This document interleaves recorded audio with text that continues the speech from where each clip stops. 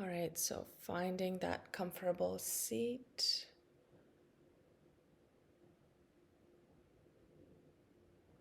And feeling the sits bones touching the ground or the cushion. And resting the knees below the hips.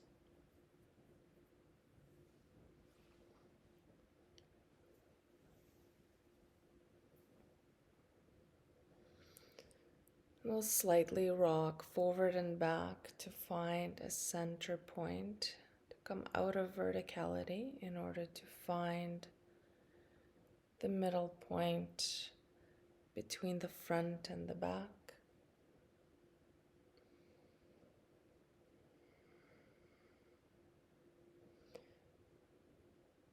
And then coming out of the verticality one more time, swaying left to right to find the center point between the left and the right.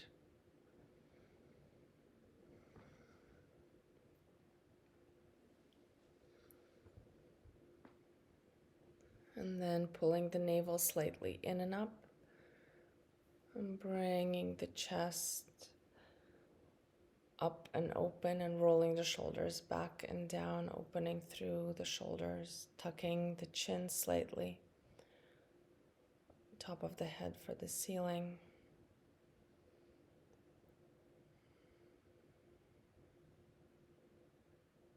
We'll start with engaging the throat slightly through Ujjayi breathing, awakening the throat chakra, and physically activating the throat. Listening to your own breathing and allowing the focus to stay with the breath.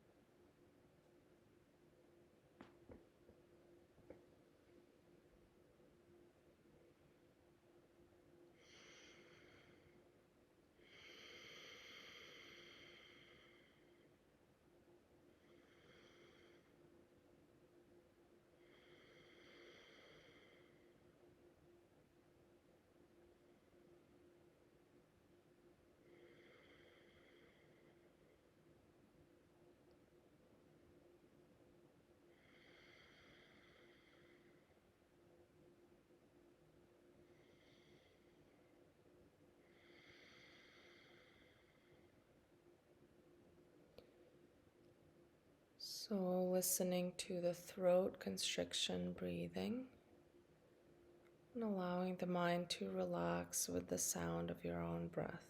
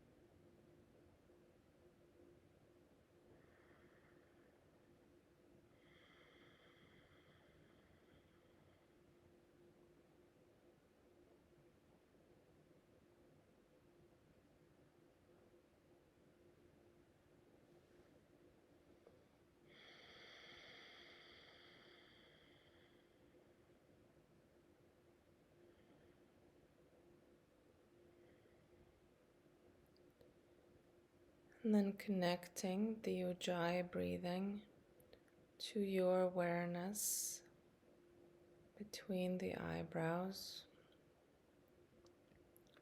So allowing for the Ujjayi breath to awaken the chakra between the eyebrows.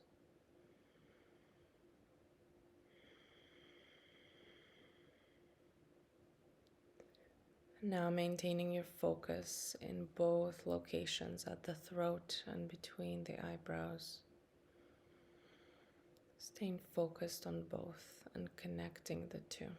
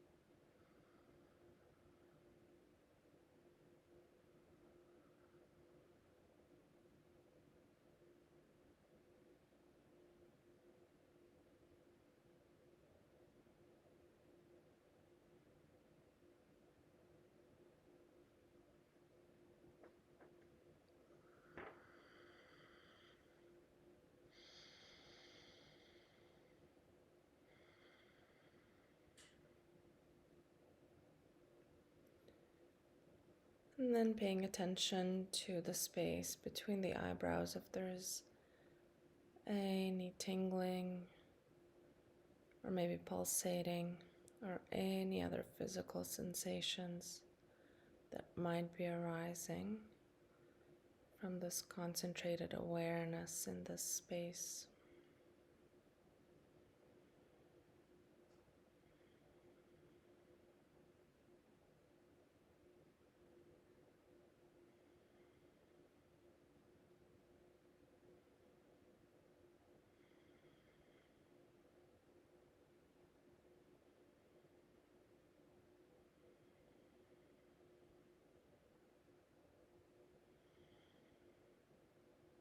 And then maintaining the throat friction breathing, paying attention to any appearances of color, shapes, or forms within the third eye space.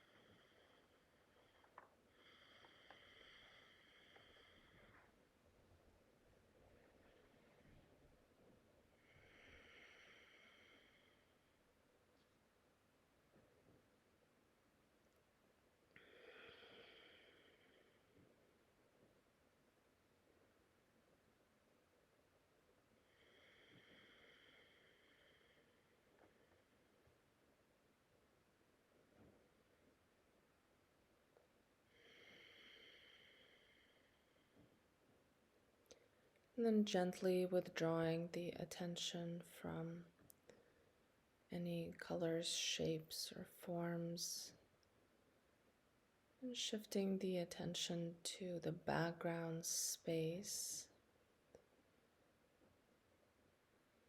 that is always there, and tuning into its blackness or darkness, or its sense of appearance of a deep color purple or blue.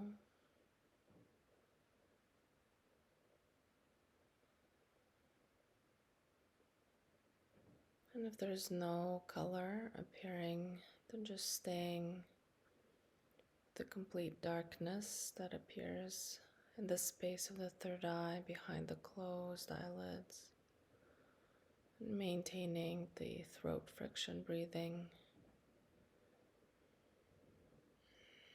and maintaining awareness still in the space between the eyebrows.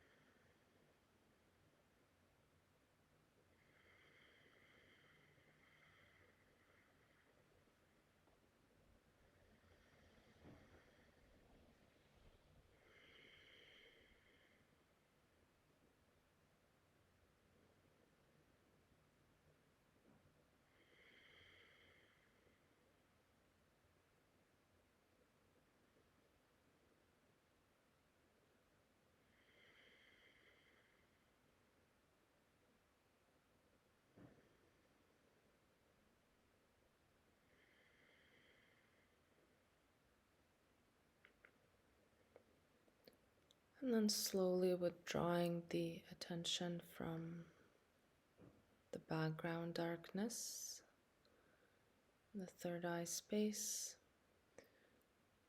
And bringing the awareness to any sense of movement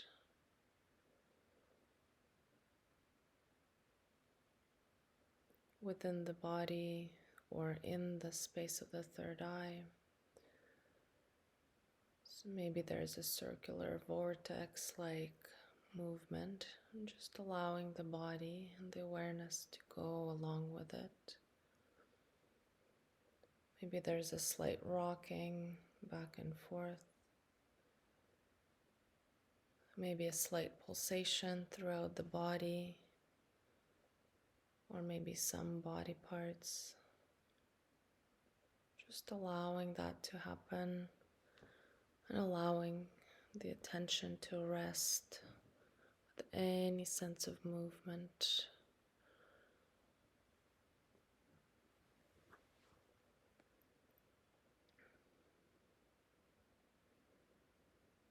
And maintaining still the Ujjayi breath.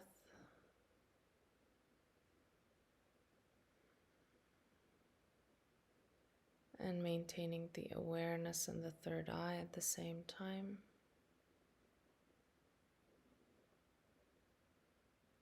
And paying attention to any pulsation or rocking or spinning.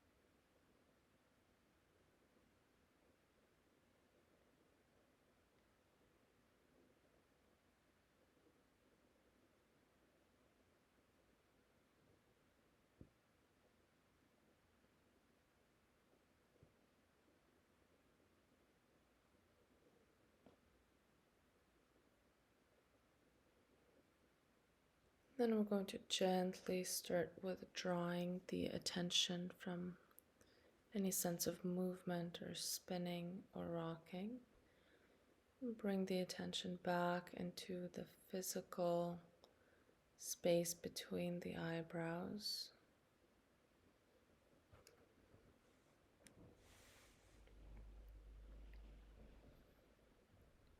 And gently start bringing the awareness and the attention from the third eye all the way down into the throat center.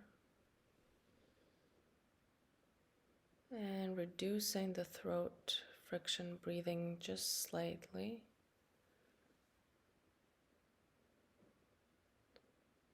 Just so that you maintain slight throat constriction breathing throughout the practice and allow the awareness to rest in the throat.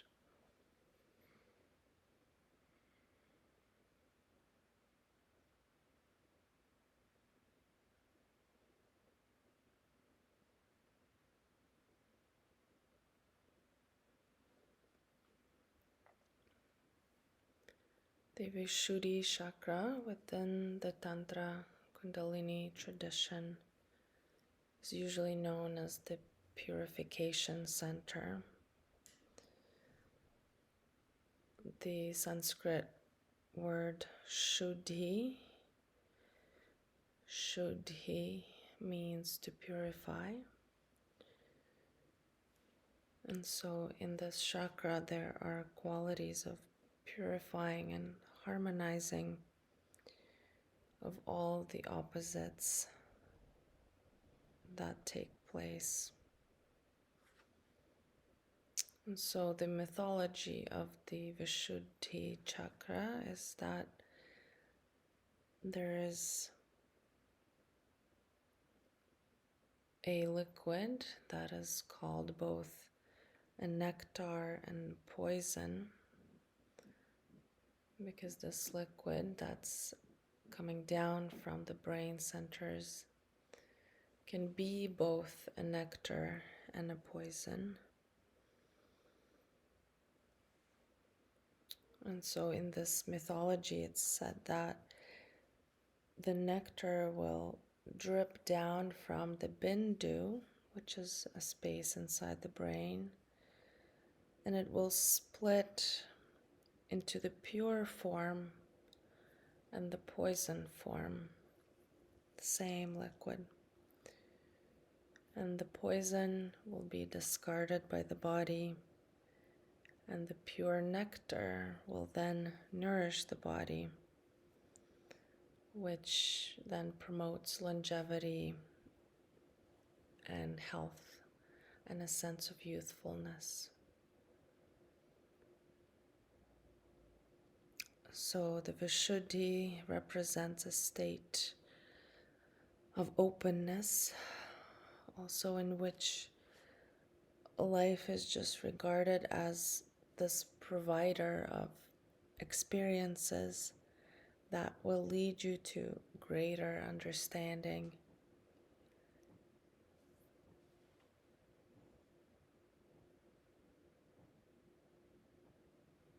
And when the Vishuddhi chakra is activated, you will cease to continually avoid the unpleasant aspects of life and seek only the pleasant. And instead, with this flowing of life, you will allow for things to happen in the way that they must.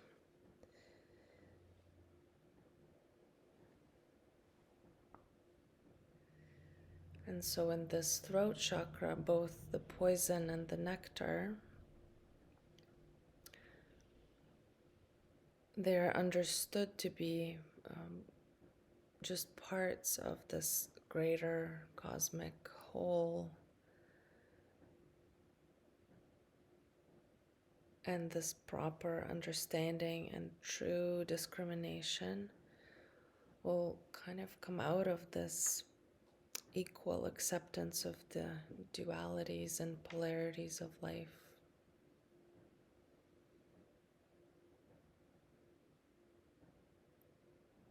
And the entire yogic path and the tantric path is to eventually transcend this dualistic nature of life and go beyond the likes and dislikes, and to go beyond the judgments of good and bad, and to see everything just as it is appearing, and to rest in the awareness of it happening rather than attaching to the qualities of it being good or bad, helpful, unhelpful. And in that way to cultivate this sense of acceptance of what is.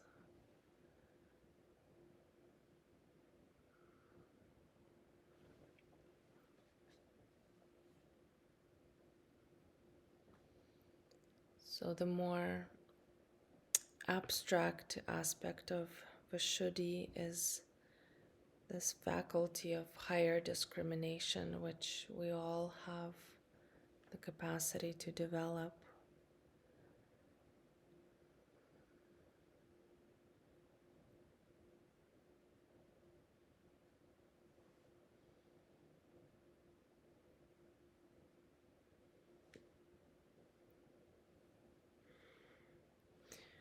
So the physical location of the chakra is exactly in the space in the larynx and in the throat, where you feel the throat friction.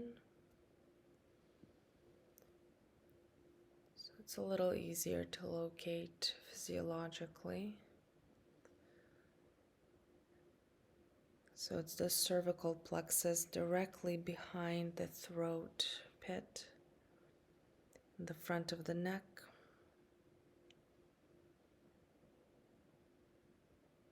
And the physiological aspect that's associated with the throat is the larynx and the thyroid gland and the entire nerve plexus that is in the throat space.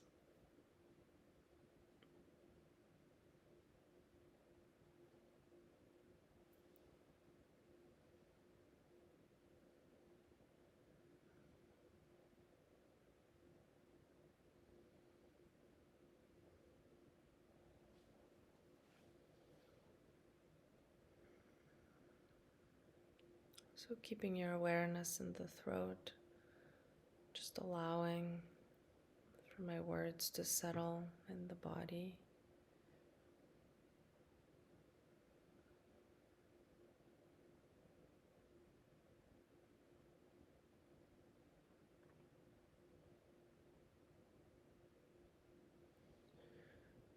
And the traditional symbology in the tantric texts of this chakra is that it is a dark gray colored lotus, but sometimes it's more commonly perceived as a purple lotus flower with 16 petals.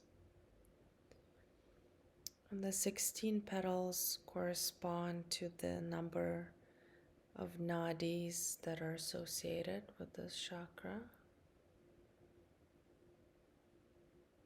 So nadis are the energetic channels that are connecting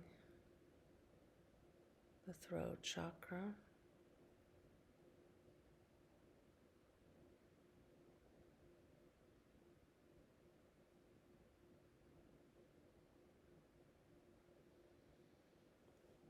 And the element of the throat is ether, or also akasha.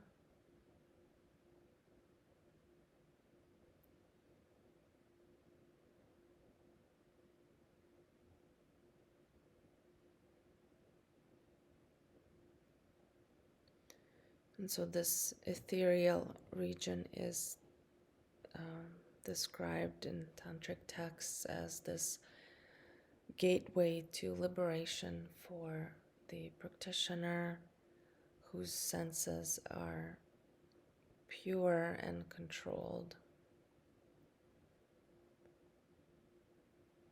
And so the senses being pure and controlled means that there's a lack of attachment to the sense perceptions.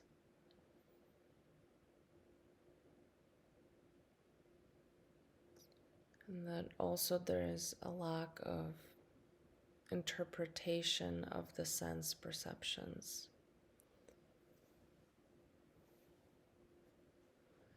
So, for example, if we're hearing someone screaming, you're just perceiving it as someone exerting loud sounds instead of allowing that to create a story in your mind why they're screaming,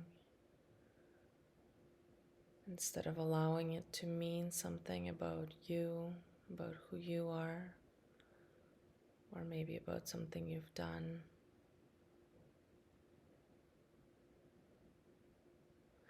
And without allowing their behavior to activate any unconscious connections to screaming. So, for example, when we were children and our parents were raising their voices at us, we stored those experiences alongside specific feelings about this. And so that memory is resting in the unconscious mind. But whenever similar behaviors occur now in our adult life, those unconscious feelings from a long time ago may start to surface and express themselves as well unconsciously. So when we talk about pure, unadulterated perception of the senses, we mean that we're only staying with the perceiving, only staying with the awareness, without engaging the unconscious mind to suggest to you what that perception might also mean.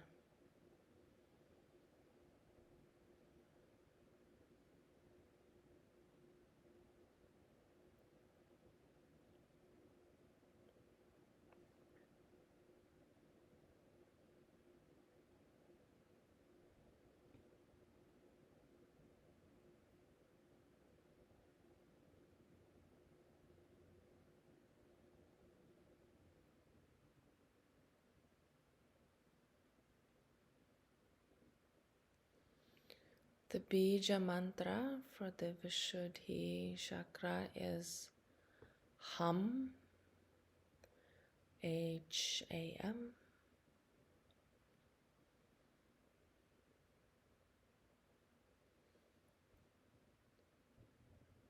And it is the seed sound or the vibration of the etheric element which the throat is connected to.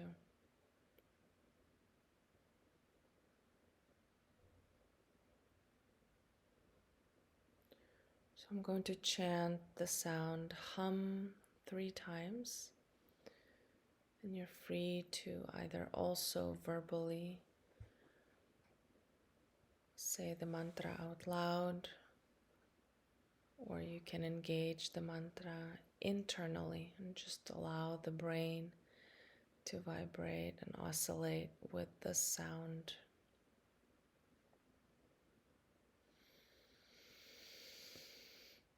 Hum, hum, hum.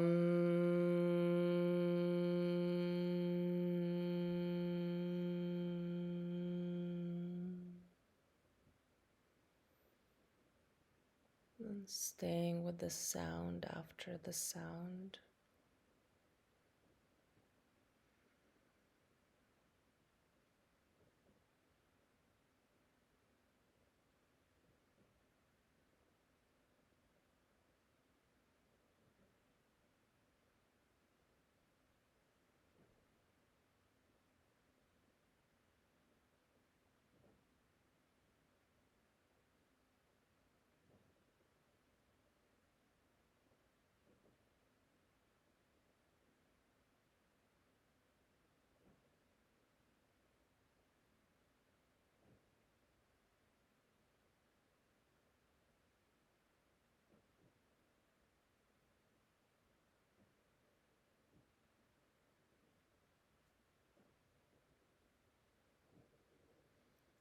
So along with the Ajna chakra, the Vishuddhi forms the basis for the Vijnanamaya kosha, which initiates the psychic development.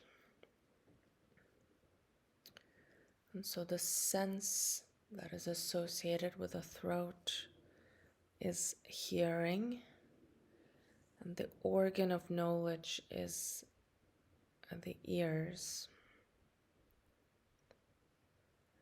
and the organ of action is, of course, the vocal cords. So whenever we experience pain in the throat region, might be a signal to utilizing the vocal cords,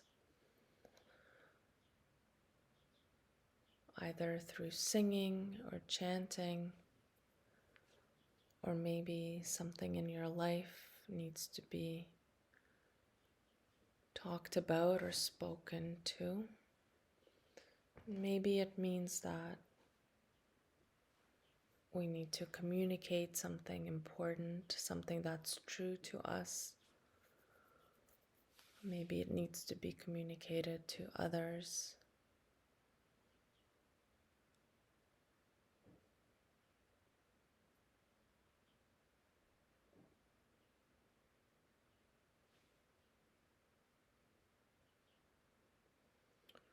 So in Nada Yoga, which is a branch of Kundalini Yoga, which is concerned with sound vibrations, Vishuddhi and Muladhara are considered to be the two basic centers of vibration.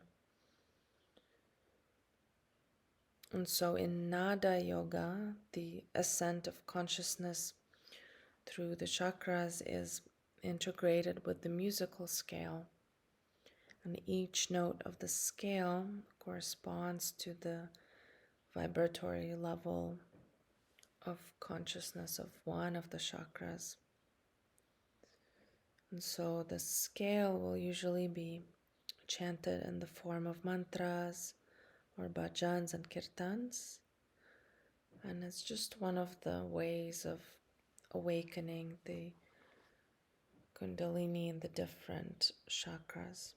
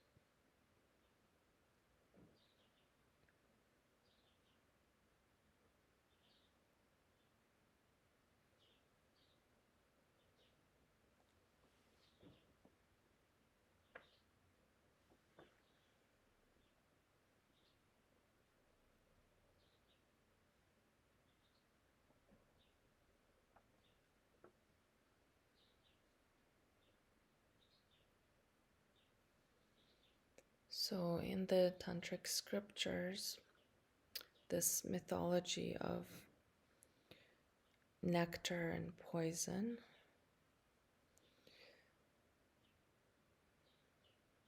the texts describe this, that within the bindu, which is at the back of the head, this moon is secreting this vital fluid or essence known as nectar. And this transcendental fluid drips down into the individual consciousness from bindu. And bindu can be regarded in this context as this center or passage through which the individuality emerges from cosmic consciousness in Sahasrara chakra, which is at the top of the head. And so this divine fluid has many different names and many different traditions. In English, they call it sometimes ambrosia, the nectar of the gods. And it's also called Amrit, which is the nectar of immortality.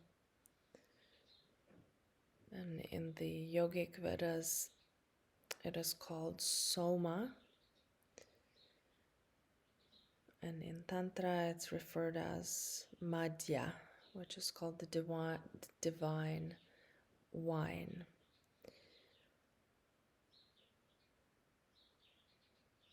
And so there is a similar kind of symbolism in Christianity as well, where wine is consecrated and then imbibed in sacramentally. And then many other religious systems and mystical traditions will have this, their own symbolism for this unspeakable and undescribable feeling of bliss that arises from that nectar, sweet wine.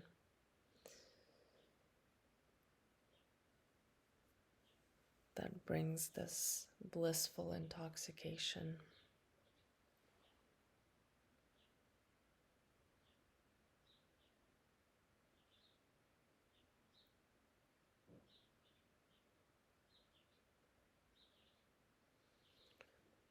And so between the Bindu at the back of the head and the Vishuddhi chakras, there's also another smaller psychic center, a chakra that is known as Lalana chakra. It's not usually described in the 7 chakra system, but it's there. And it's closely related to Vishuddhi. And so when the nectar, this divine wine is trickling down from the Bindu, it is stored in the Lalana chakra. So that's the significance. And then on the purely anatomic, physiological level, I think there's also descriptions of this nectar as just being the cerebrospinal fluid that travels from the brain into the spinal cord.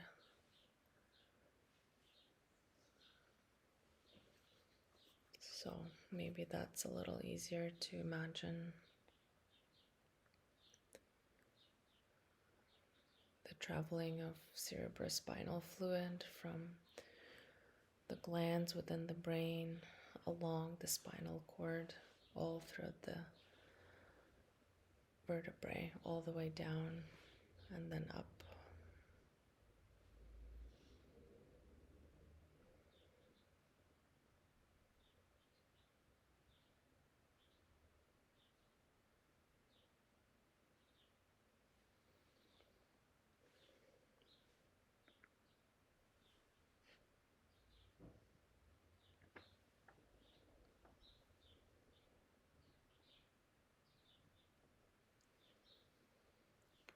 So the higher developmental potential of the Vishuddhi chakra is that it is the center that is also responsible for receiving thought vibrations from other people.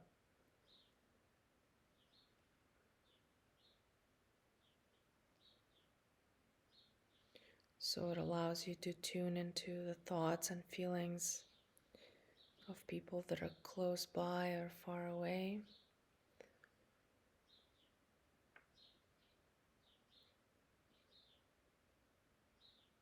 And I mean, there are 2 ways always of awakening the chakra. One is through this conscious practice, and another way that chakras get activated and overstimulated is through early childhood trauma. So children who grew up in somewhat chaotic environments where they constantly had to pay attention to the emotional state of their caregiver, they become sort of hyper vigilant of emotional states of others, because these children feel that they need to pacify the parent and walk on eggshells in order to prevent this parent from exploding in anger or some other uncontrollable emotion, because children can't really emotionally regulate their own responses yet. So what children attempt to do is modify their own behaviors in order to please the caregiver, the parent. So if the child sort of develops in this unsafe environment with chaos and this potential that the parent will sort of lose it in their anger, then the child develops or hyper develops this throat chakra where they are severely attuned to the thoughts and feelings of others. And so sometimes this can lead to developing this hyper empathic state when they are around others. But because this quality of feeling into others' feelings develops through trauma, the throat center and this chakra only becomes attuned to the negative feelings of others. So this hyper empathic state will also be sort of attuned to anyone in the room who's experiencing negative emotions. But when the chakra develops in balance, then it will become attuned to both negative and positive thought patterns and feelings of others, rather than just the hypervigilance of the negative states. And again, because the negative states, attunement is what was helpful for the child's emotional development, like they needed to be hyper attuned to the negative states in order to modify their own behavior. But when we develop this chakra in balance and in awareness, then we gain this quality of attunement to others, also in balance. So being able to perceive both negative and positive thought patterns and feelings that are around us coming from others.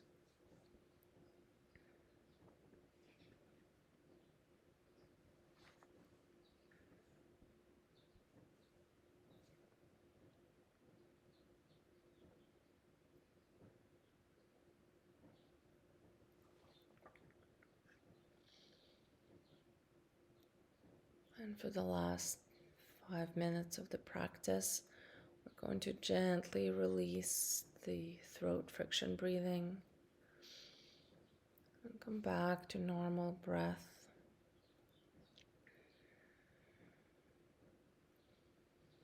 And just rest the awareness with normal breathing, not controlling the breath, not extending it, not pausing it. Just allowing for the natural breath to occur.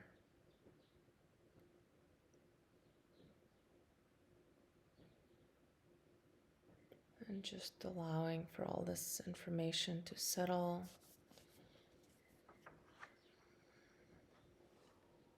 And allowing yourself to rest with it.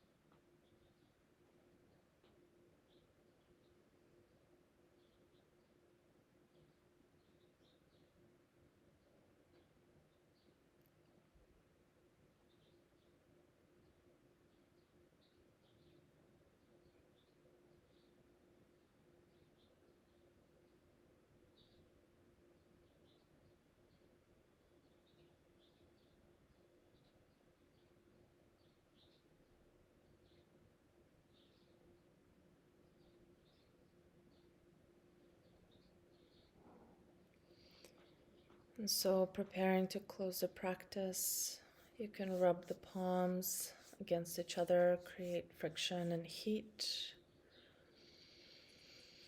And then gently cupping the eyes when there's enough heat between the palms and tucking the chin under.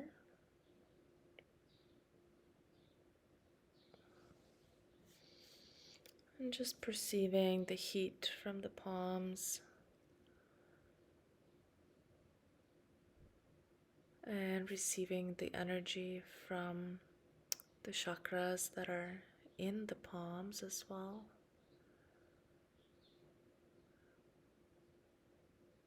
And feeling that energy and subtle vibration to penetrate the face and the brain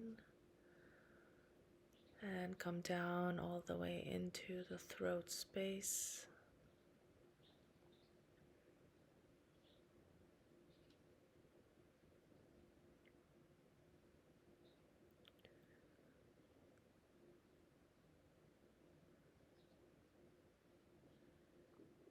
Then dropping the awareness from the throat all the way down towards the heart space. And just feeling the warmth of the spiritual heart.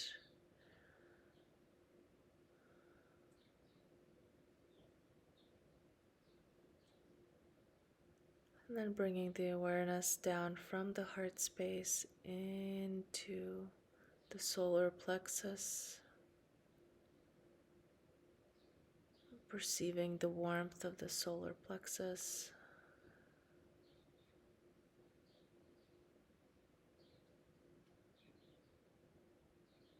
Then dropping the awareness into the sacral chakra.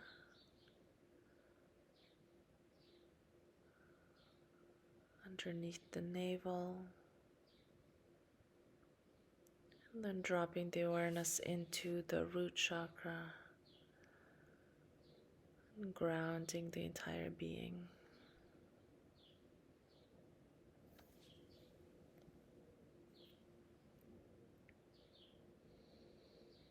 And then whenever you're ready, releasing the attention from breath. And slowly blinking the eyes open, maybe gently looking to the floor, and gently coming back to the room.